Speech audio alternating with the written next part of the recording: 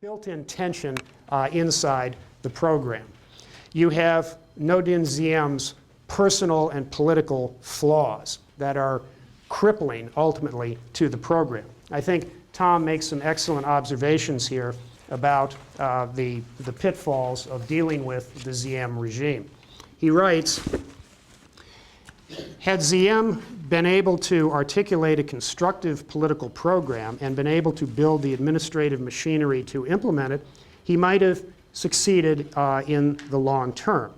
But his reliance on family and personal loyalties to project his authority, together with the arbitrary quality of his governing style, reduced almost to nil the prospects of American-sponsored institution building and political reform. But the problem here is that he's the only game in town. And there's a sense here of a binary situation. It's either the communists or Diem. We must side with Diem because the alternative is even worse. And when this tendency to fail to view any alternatives or to really understand the dynamics by which Diem's rule is perceived as illegitimate and why the communists have an appeal in the countryside, you have the whole edifice of intelligence activities there, the nation building and the pacification programs falling apart. There's also the issue of success-induced optimism. The agency was on a roll in the early 50s. We had had success in the Philippines in putting down the hooks and getting MHCHAOS in power. We had success, and the British had done pretty good in Malaysia in a not quite similar circumstance. We had our own successes in Iran in '53 and Guatemala in '54. So this is high times for the agency. And the idea that you could pick up a successful operational method and move it to another part of the world was an obvious lesson to us in retrospect, but something that people were not thinking about terribly much during that period of time. There are also problems on a sort of the intelligence tactical level after we leave these broad issues here. One is we don't have a lot of good intelligence sources inside North Vietnam and the Viet Cong infrastructure. In fact, we have precious few. There are occasional defectors, but a lot of that was engaged in disinformation. We don't have good signals intercepts. We're really not very smart about what's going on up in the north, and even so in the south where the Viet Minh were. So how are we to accurately gauge what we need to do and whether anything we're doing is actually having any effect? We're relying on liaison information, which is always dubious. There are agendas, there are security issues, there are problems of vetting the sources, and we don't really have a good fix. We're relying oftentimes on a cadre of CIA case officers who are inexperienced.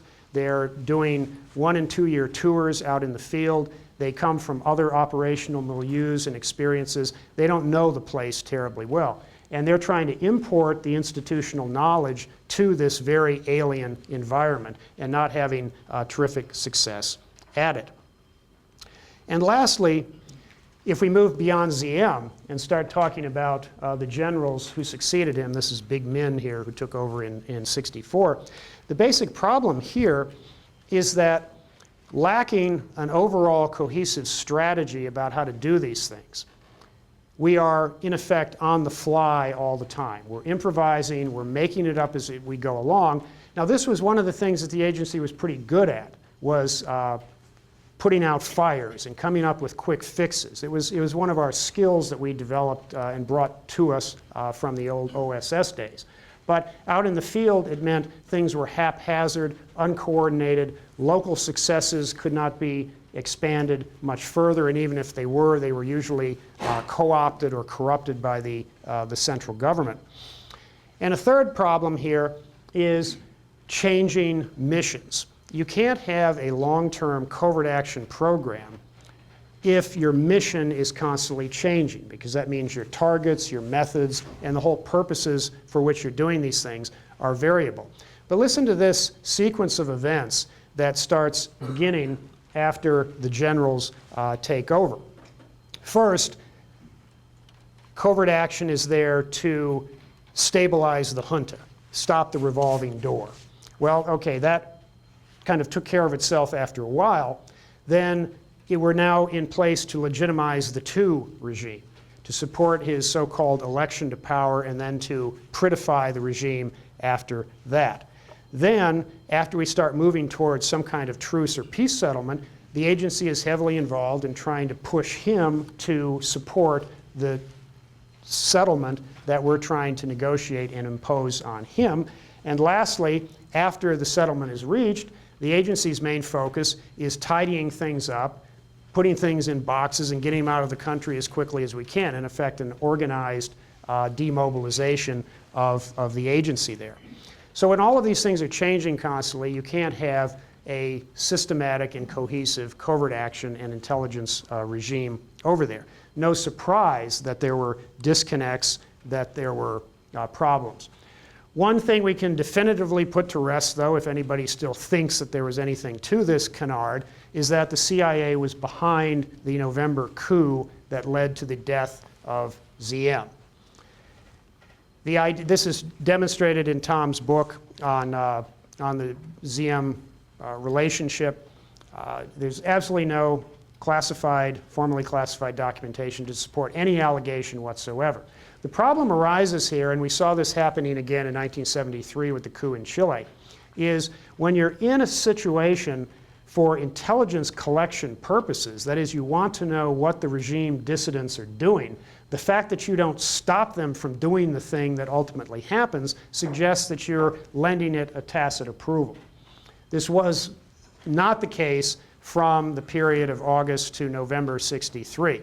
Certainly before then, as you well know, there were prominent people in the Kennedy administration who wanted ZM out. The agency was not one of them. We had people there knowing what was going on, but we were not pushing it. We were simply helping the people understand the dynamic. We had absolutely nothing to do whatsoever with the events that occurred between August and November '63 that led to the death of ZM. Now, when we turn to the pacification programs, we want to understand again an important fact that when the overall dynamic of pacification changes periodically, and Tom has identified 6 periods of pacification. And by pacification, again, we're talking about this kind of hearts and minds idea. You go out into the countryside, you win the loyalty of the peasantry through civic action, through good works, through protection from the Viet Cong. You do it in a variety of ways, economic benefits and providing security. But as you can see from this sequence of events here, the target, the mission, the focus is changing over time. And when you compound that with the rotation of case officers in and out, changing cues from the top, you can see that it's no wonder covert action pacification in Vietnam is one of the most confusing stories to try to tell. And it too, as we mentioned with the nation building, is founded on some basic misconceptions. One of them, perhaps the most fundamental one, is the persistent idea that there was no legitimate reason why the rural peasantry would not support the ZM regime. The fact that we thought the Viet Cong were in there through terror, through violence, through coercion. And once we establish security, that's not going to happen anymore.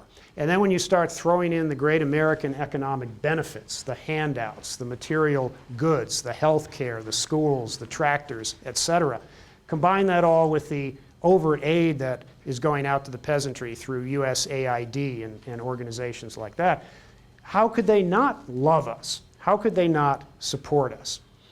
The problem is we need to persuade them that there's a reason to fight on behalf of the central government, of the ZM government. And so we'll do that by winning their loyalties through these kinds of benefits and security. And then they'll forsake their bigger loyalties, as we now know, to family and village, and there won't be any reason why the VC can make any inroads there whatsoever. Tying this in occasionally with the government's programs like strategic hamlets and such, so it becomes a kind of a pastiche of different programs and different benefits.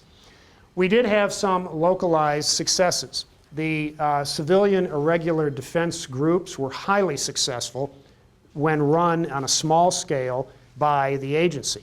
They later on became militarized and were scattered around the country, and consequently there was no connection between the village defense force and defending the village. Instead, they're just out there fighting the war on behalf of the government they don't like. Needless to say, this program kind of fell apart. People's action teams, a similar kind of notion, local militia security. Again, once it becomes nationalized and the people are detached from the point of it all, protect the village, and they're moved elsewhere in the country, the loyalty is lost, the effort to gain the loyalty is lost. So the sad thing about pacification, and it may have been a built-in dynamic in the whole program, is the more successful they got, the more likely they were to fail. Because the localized success could not be kept localized. The oil slick idea, as you spread out your areas of control, that attracted the attention of the central government, and it also made for more and easier targets for the VC. So there's a bizarre paradox in here, as the quotation from one of our case officers early on suggests. It might have all been hopeless, but something had to be done. There was no other way to get around it. The problem, as we've described a bit, is that built into this overall architecture of covert action are some very, very difficult obstacles to success. A lack of agreement between what the whole point of it was. We're out there to legitimize a government that is doing things that undermine its legitimacy. We're trying to get the government to change its whole notion of social justice through efforts at land reform, through efforts at winning the peasants' loyalty, and they're simply not interested in doing that.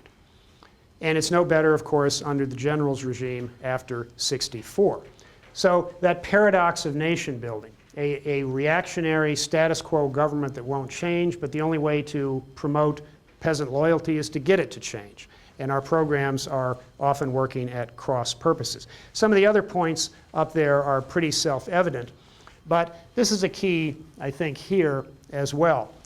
The metricalization of the war, the body counts, the numbers of equipment killed, the amount of acreage under control. As we get into a more quantified basis for results determination, the same thing happens with pacification.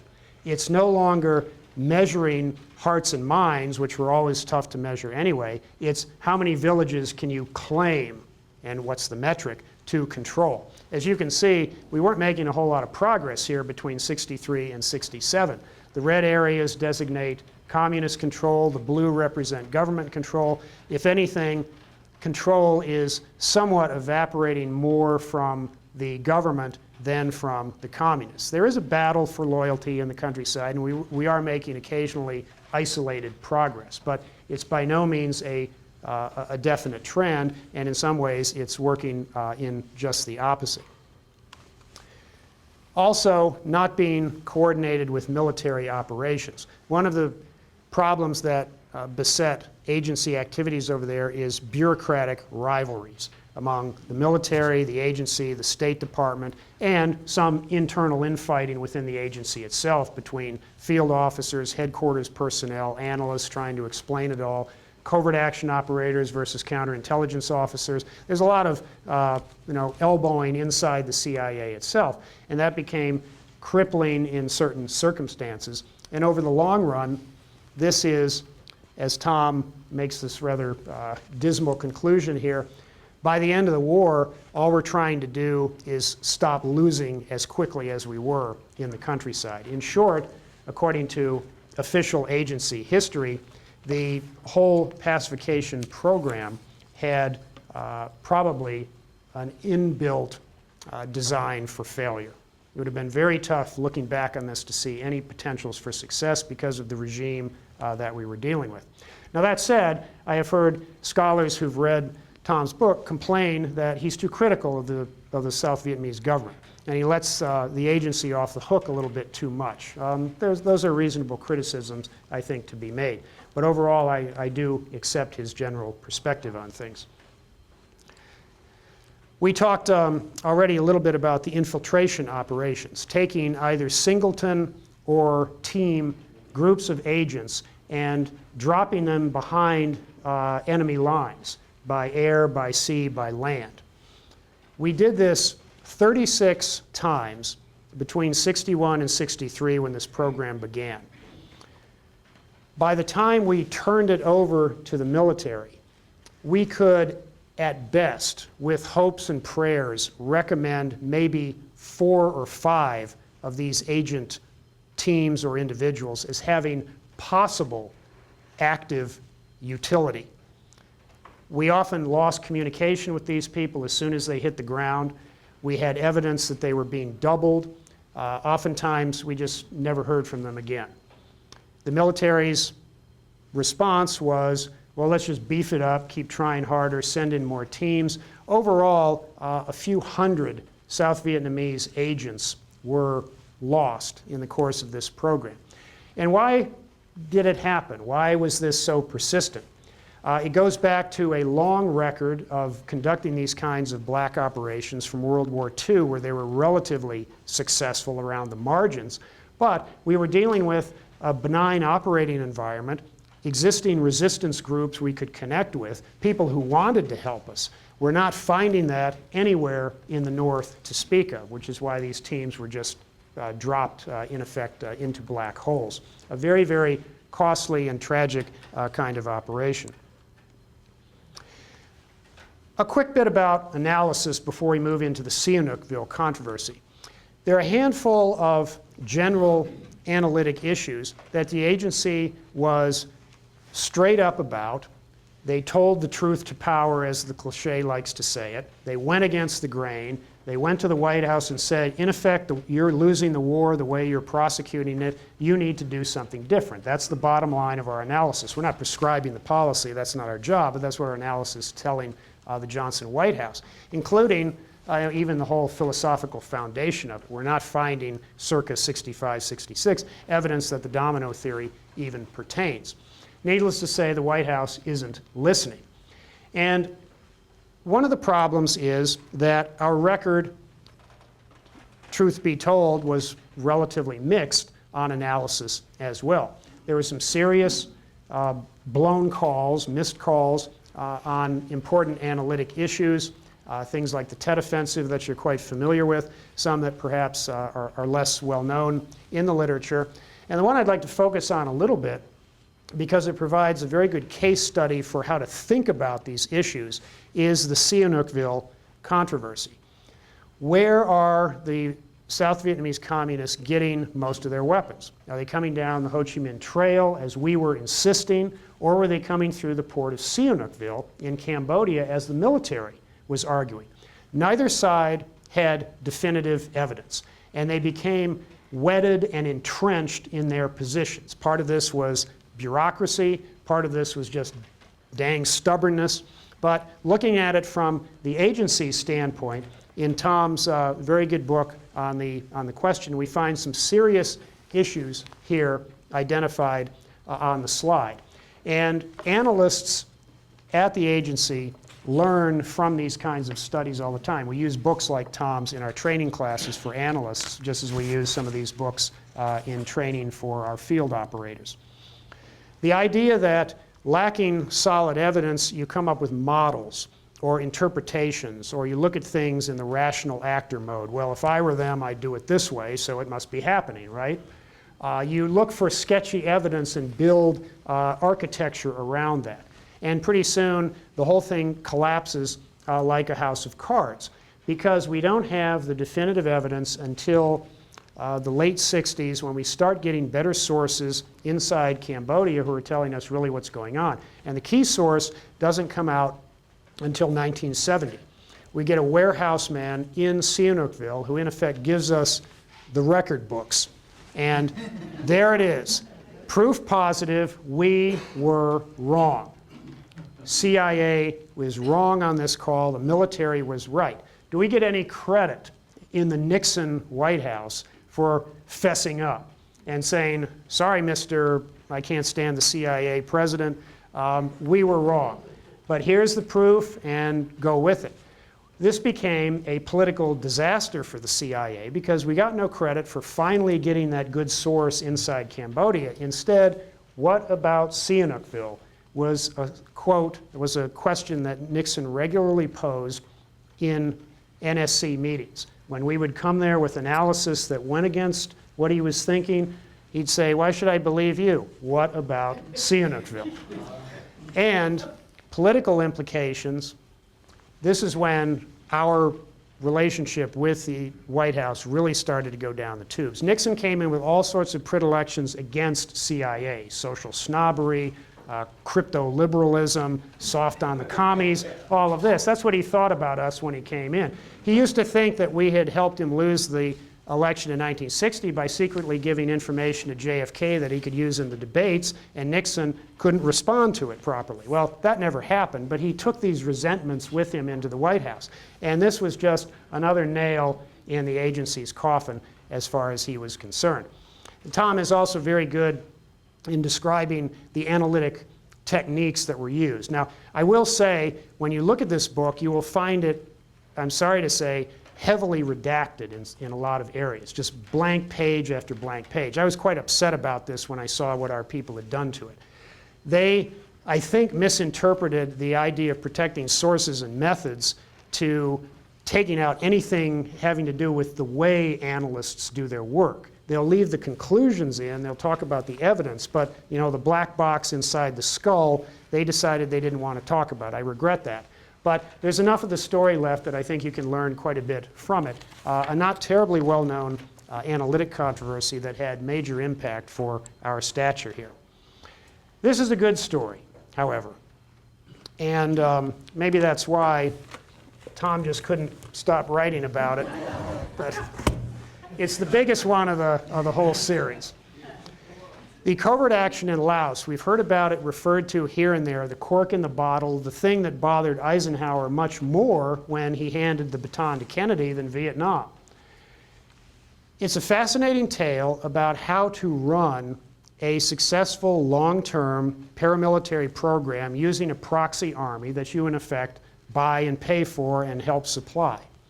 Our biggest covert action program until Afghanistan in '79 to the late '80s, and very effective in doing what it was intended to do in Laos, which is keep it neutral.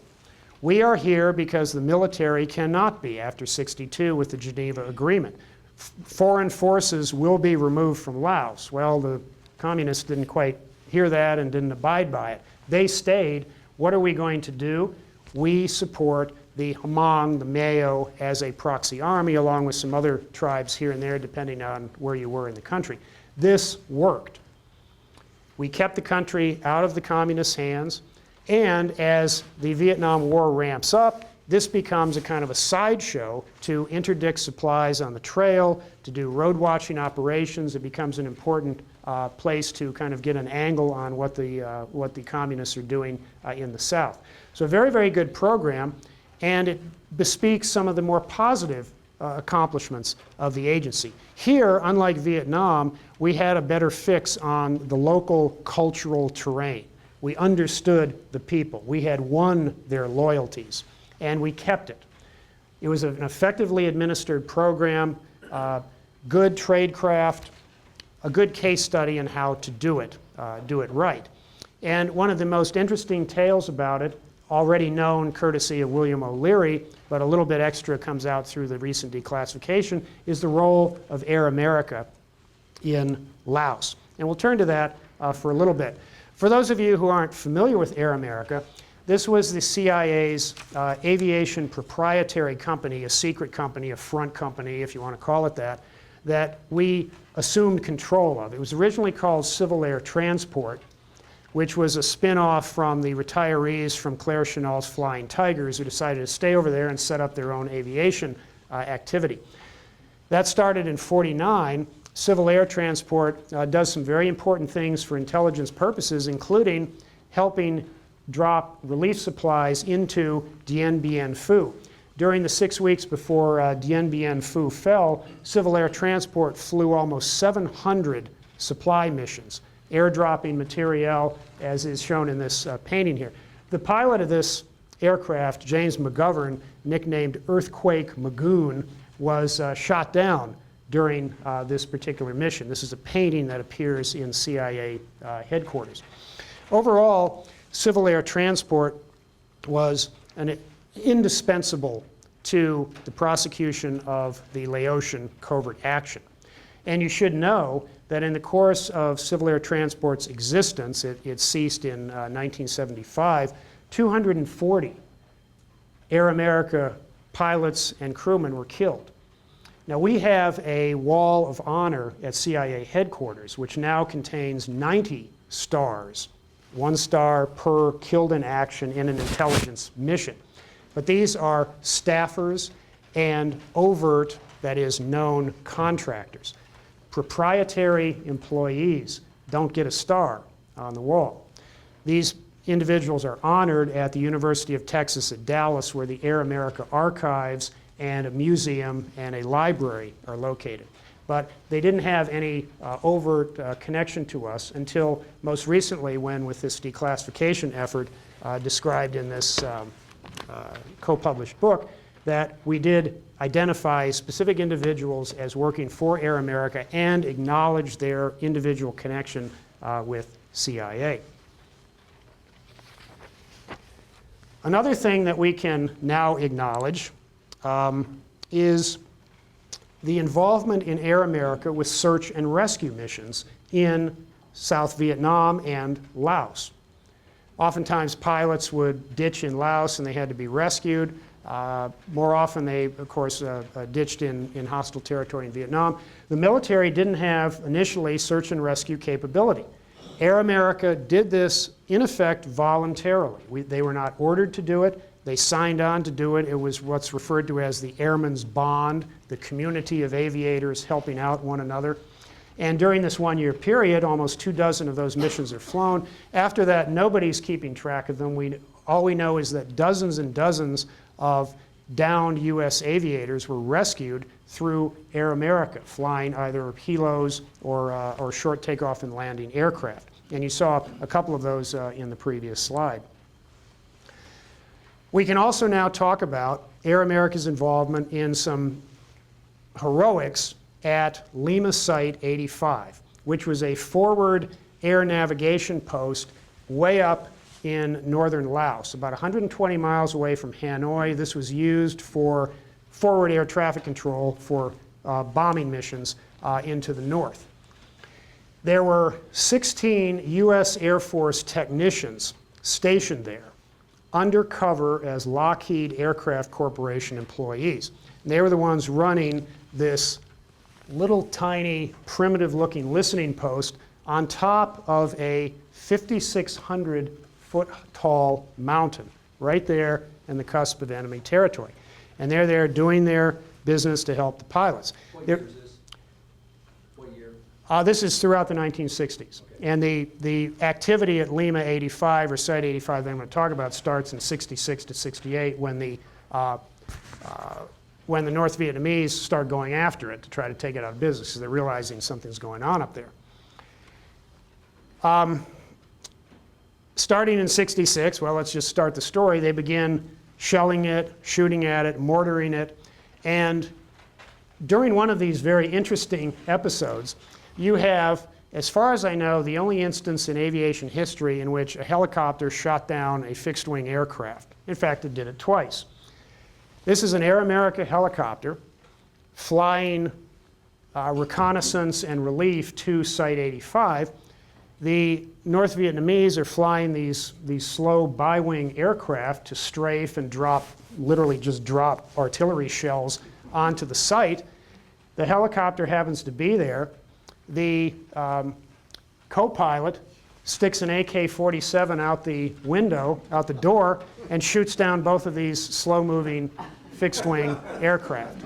It's the only time I'm aware that this ever happened in aviation history. A couple years later, in 1968 at Site 85, the communists become determined to close this down. And so they not only begin their usual shelling, but they also start climbing up the mountain. And so Air America is called in to rescue these individuals because it's pretty clear this is going to get closed down. So we have helicopters there picking up some of the Air Force technicians. Regrettably, 10 of them are still missing in action to this day. We only were able to rescue 4 at the time. One of them was in the helicopter, was shot by ground fire, and died later. So we were only able to pull out 3 of them. 2 of our paramilitary officers tried to scale up. They were based over here, and they went down because a couple of the technicians were hiding out on the mountainside here, hoping to avoid what was going on up top, because the communists were coming in from over here and were scaling up in various hidden places. So they were hiding out over here in the rocks. A couple of our PM officers go out there and try to rescue them. They wind up getting caught under fire, and in turn are rescued out by an Air America helicopter. Previously, we couldn't talk about the agency connection with any of this, but it's now officially acknowledged. And at the end, Air America is playing an important role, not flying the A-12, but let me get us back here. There we go. About 1,000 rescue missions are being flown by Air America during the evacuation of Saigon. An estimated 41,000 evacuees are brought out of Saigon and environs through Air America operations during the drawdown in the latter months. And in the very last days or so, about 1,000 valued Vietnamese and others are taken out on the very last day. 1,000 are rescued through Air America, flying the STOLs and helicopters out to aircraft carriers offshore. And the most famous photograph of the evacuation, the so-called, and you'll still see this in books that ought to know better, the U.S. military aircraft on the roof of the U.S. Embassy taking people out. The famous one that you've seen with people scurrying up the ladder and the individual holding out his hand to pull them on board. Take that photograph, turn it sideways, and here's what you see. First, it's the Pittman apartment building in Saigon, which was one of a number of prearranged evacuation points. So this is not serendipitous, this is deliberate. Second, look at the tail of a helicopter. It's an Air America helicopter doing this. And thirdly, you can't see him in this photograph, the agency officer, well, I just blew the line. The person reaching out his hand is a CIA paramilitary officer whose cover has just been rolled back. So his involvement in all this can now be acknowledged. Let's switch to something a little more exotic in aircraft terms. The A-12, the Archangel 12 as it was called, better known by its code name Oxcart, which was chosen deliberately. This aircraft flies almost 2,200 miles an hour at 90,000 feet for 3 and 4 hours straight with refueling. So, chosen deliberately, ironically, the code name Oxcart. This was designed to be the successor of the U-2, and it came into design phase in the late 50s when we were expecting the U-2 program would eventually have to be ended because eventually the Soviets would shoot down one. Well, they did in 1960, but by then we didn't have an aviation replacement for it. We had the satellites soon coming online, but we were still pursuing the possibility of using such an aircraft for reconnaissance missions. By the time it's operational in 65, 66, obviously we're not going to overfly the Soviet Union. There's no real good place to use it except in East Asia, and most specifically in Southeast Asia. So a couple of years ago, when I was working on the book that came out of this particular project, we also got a lot of stuff declassified. I'm going to show you a few pages of the thousands that were there. This is a mission log of all the flights of the A-12 that was flown. It only lasted for 1 year, May 67 to 68. A total of 29 missions flown, and 26 of them are in Southeast Asia. 24 over North Vietnam, 2 in the tri-border region down by the DMZ. The other 3 related to North Korea had to do with the seizure of the Pueblo. I won't talk about them. This is the recently declassified mission map for the first time we sent the A-12 in. And here's how the program worked. You were forward deployed at Kadena Air Base in Okinawa. That's the place where we set up in order to run these missions. Huge infrastructure. Talk about tail to tooth. This is a very long tail, but a very interesting tooth at the front of it. The plane would fly out, and I can talk about some of the peculiarities of the aircraft offline. It's a fascinating engineering story. It flies off, gets its tanks topped off, swings through North Vietnamese territory, takes its pictures, swings around, gets refueled in Thailand to get back to Kadena Air Base. That's how the basic mission went. This is the overall mission plot from Okinawa through, and this is a more specific picture of where it went on that first mission. Why was it there? There was a lot of concern at this time that the North was deploying surface-to-surface missiles. Where are they? This is a drastic escalation of the war. We need to find out, how can we get there? Not with the U-2. Soviet SAMs can shoot those down, obviously. They've done it a couple times already. The Chinese had already taken out a few as well. Satellites won't work. Unlike Hollywood, you can't stop a satellite in mid-orbit, turn it, have it take a picture, and then move on. It just doesn't work that way. So what's left? The A-12, and off it goes. Typical image. Lots of these are now declassified. You can see this is taken from 80,000 feet. Here's the air base.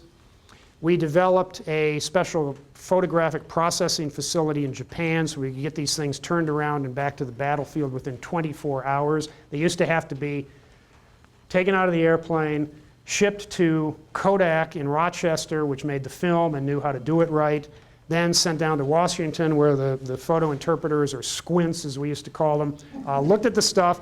Then their analysis is shipped out via cable to Vietnam. This is very slow intelligence in a war situation. So having this place up in Japan was essential for getting this type of information in the hands of the war fighters and the decision makers. During the course of the missions, 29 of them, the aircraft was shot at 6 times by surface-to-air missiles. On only one occasion, when one of them blew up, did a fragment of the missile ever touch the aircraft. Routinely during the life of the A-12 and the SR-71, if they saw an incoming SAM, they could usually just hit the afterburner and outrun it.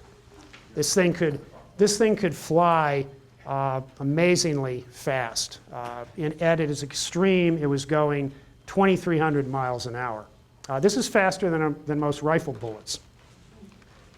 And it could do it for a few hours at a time. And from our standpoint of understanding Vietnam, very important intelligence gathered. We dispensed with the SSM concern and just got a lot of good routine, if you will, photographic intelligence about places to bomb, what happened after they were bombed, where are the SAM sites. There would have been a lot more pilots shot down, I can guarantee you, if we hadn't known as much about the SAM sites as we got from the A-12 and other reconnaissance aircraft as well. So an extremely valuable program, dispensed with after 1 year because the Air Force took it over. You couldn't have bureaucratically, budgetarily, 2 parallel programs. The covert CIA program and the overt military SR-71 program doing the same thing in the same place. Something had to go, and guess who lost the bureaucratic battle? So the Air Force kept their SR-71s, which continued to fly until 1989 when the program was closed down. Last subject I'll talk about real quickly, because it remains a matter of controversy and of current interest with all the talk about domestic surveillance and the global war on terror, NSA listening to our cell phone calls, hacking into our computers, and various sorts of espionage operations going on against US citizens who are suspected of terrorism. This all sounds vaguely familiar to agency historians, and I'm sure some of you too, because we've been here before. The MHCHAOS program sounds just like something out of a Len Deighton thriller, doesn't it? I'm told this was a random code name choice, but I'm a little dubious about that assertion. I don't think MHCHAOS would have flown. These code names are supposedly generated randomly on a list, and you just pick the next one that comes up when your operation has to be named. I have a feeling somebody jumped the line here to get chaos attached. But what's going on here? This became one of the most important criticisms of CIA during the mid-1970s when, as I'll show you, this was disclosed. This was the reason why we were investigated by the Church Committee, this and some other exposures. But it was not, as has sometimes been misportrayed, a freelance operation. Like a bunch of guys sitting out at Langley didn't have anything else to do one day and said, hey, let's go spy on some anti-war protesters. We don't do our business that way. We got the order from both the Johnson and the Nixon White Houses to do this because they didn't believe such a robust anti-war movement could exist in the US without foreign support and assistance. Go find it. Now here's where the important distinction needs to be made. Spying on Americans by the CIA can be legitimate in certain circumstances. If, for example, you are concerned about an American doing something overseas that is suspect, possibly a legal violation, and you're asked to find out about it through foreign intelligence sources, agents in that country, listening in to communications, whatever the technique, that is a legitimate use of foreign intelligence sources. So when we were originally trying to figure out if any of these types of people were getting any support from China, Soviet Union, North Korea, Algeria, Soviet bloc countries, we used our assets and our capabilities in those countries to see what Americans were doing. That's a legitimate use of our capabilities. The problem is when we didn't find evidence of foreign support and reported that first to Johnson and then continued to report it to Nixon, they said, be a little more creative.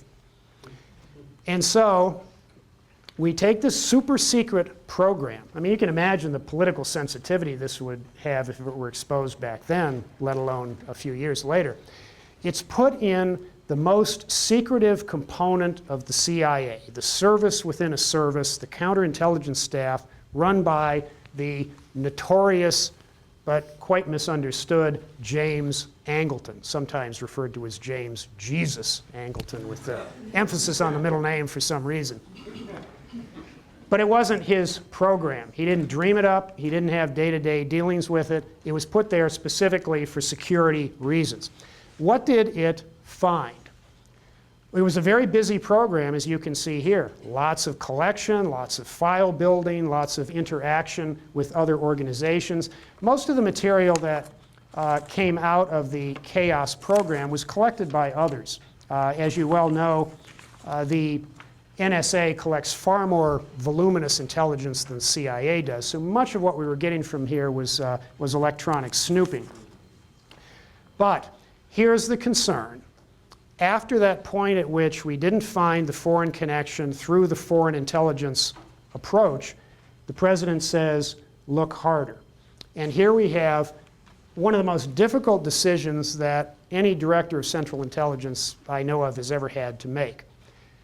Do I violate the CIA's charter or not? Because doing what he was now being ordered to do is illegal. Helms's rationale was, first, I'm not going to go rat to the press. I'm not that type of person. And I'm probably not going to go tell the congressional oversight committees because it's going to leak out anyway. So what is my worst of all, best of all bad alternatives? Keep it under my control. If I resign, the president is going to appoint either a zealot who's going to do it even worse and cause more political backlash, or it's going to be done incompetently by less sophisticated people than my great counterintelligence staff officers. So I'm going to keep it in place, keep it quiet, keep it under heavy control. And that's where it lay until 1973, when Helms's successor, James Schlesinger, closed the program down. But that wasn't the end of the story, and we'll end the discussion here.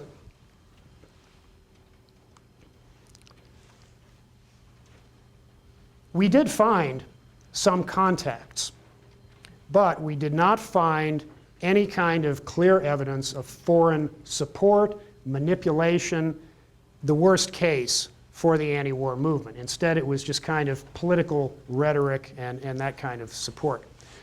Maybe there was a little bit, because in counterintelligence, you never know whether you found every possible thing. You can't prove the negative in this line of business. Inside the agency, this causes a lot of controversy. A lot of people who don't want to touch this. It was known by more people than should have known it, and there was always the potential for them to leak it to the press. So we had to be very careful about keeping it inside. And here's probably the big thing that occurred. When Seymour Hersh got onto this story through, we think, congressional leaks of some sort, but it's not definitive yet, he decided to publicize it. Director Colby knew he was going to, invites him into the White House to set the record straight, to get his facts right. Hersh still gets a lot of the story wrong, and the New York Times runs it for maximum impact. Sunday, banner headline, the biggest kind of issue play you could get in the New York Times. And this is what prompts the congressional inquiries of 1975, the Rockefeller Commission out of the White House first, then the Church and the Pike committees in the Senate and the House, and all of the huge amount of controversy, of oversight, of political repercussions for the agency. We have not been the same place since.